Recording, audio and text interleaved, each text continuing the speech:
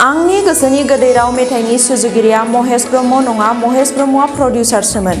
बिनि सुजुगिरिया मनिराज बनगावारियासो। बबेखानि बे मेथाइनि सुजुगिरिखौ महेश ब्रह्म बिथांखौसो सुजुदोंमोन होननानै खौरां बिजोंनि गेजेरजों गोरोन्थियावनो फोरमायथिफ्लांदोंमोन होननानै रोखा खालामनानै होयो बर' सिनेमा जगतनि बयजोंबो सिनायथिजानाय फावखुंगुर प्रबिन गयारि बिथाङा।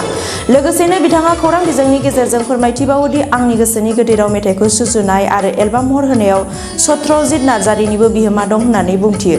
लोगोसे फावखुंगुर प्रबिन गयारिया गोरोन्थि बुंफ्लांनायखौ निमाहा बियो आंनि गोसोनि गोदै राव मेथाइनि सुजुगिरिनिसिम।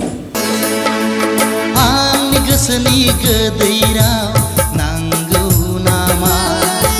जोंहा मैया गोदान जोलै ससाइटि बर' प्रडाक्सनजों दाफुंजानाय सावथुननि महरुदाव आं फंसे गोरोन्थि खोथा बुंफ्लांदों।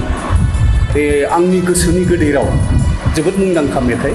बे मेथाइखौ जोंहा महेश ब्रह्मखौ लिरदों बा सुजुदों होननानै आं बुंफ्लांदों। नाथाय महेश ब्रह्म बिथाङा बे मेथाइखौ सुजुवाखै।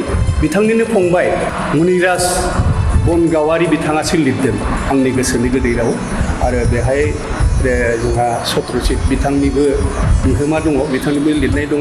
बे टाइटेल मेथाइ जितु आंनि गोसोनि गोदै राव, बे मेथाइखौ मनिराज बिथाङासो लिरदों। बेनि थाखायनो आं क्षमा बिबाय, जाहाथे नोंथांमोना आंखौ निमाहा होयो।